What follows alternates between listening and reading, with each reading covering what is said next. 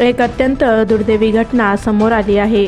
ताम्हिणी घाट येथून ही धक्कादायक घटना समोर आली आहे।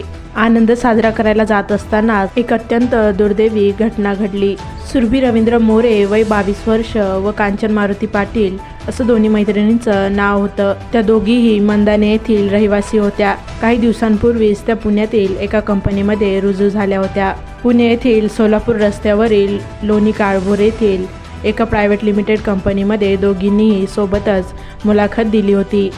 त्यात त्यांची निवड देखील झाली होती। त्यानंतर त्यांनी 5 दिवसाचे प्रशिक्षण सुद्धा पूर्ण केले आणि त्यानंतर त्या कंपनीची सहल गेली। त्या सहलीमध्ये ह्या दोघीही सहभागी झाल्या होत्या। मात्र सहलीला जातानाच असा भयंकर प्रकार घडला की ज्याचा कोणी विचारही केला नव्हता।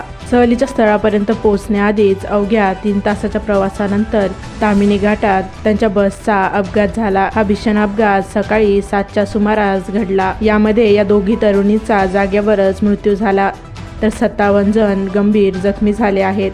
सुरभी मोरे हिचा काही दिवसांनंतरच विवाह होता। तिच्यासाठी चांगले स्थळ देखील मिळाले होते। मंदाने गावी आल्यावर ती आपला विवाह निश्चित करणार होती। मात्र त्या अगोदरच क्रूर काळाने अशी झडप घातली। या घटनेने सर्वत्र हळहळ व्यक्त केली जात आहे। अत्यंत दुर्दैवाची ही घटना आहे। त्यामुळे वाहनांनी प्रवास करताना सावधानगी बाळगा। तुमची एक चूक ही तुमच्या व इतरांच्याही जीवावर बेतू शकते। त्यामुळे काळजी घ्या व सुरक्षित राहा व अशाच महाराष्ट्रातील ताज्या बातम्या पाहण्यासाठी आपल्या चॅनलला नक्की सबस्क्राईब करा।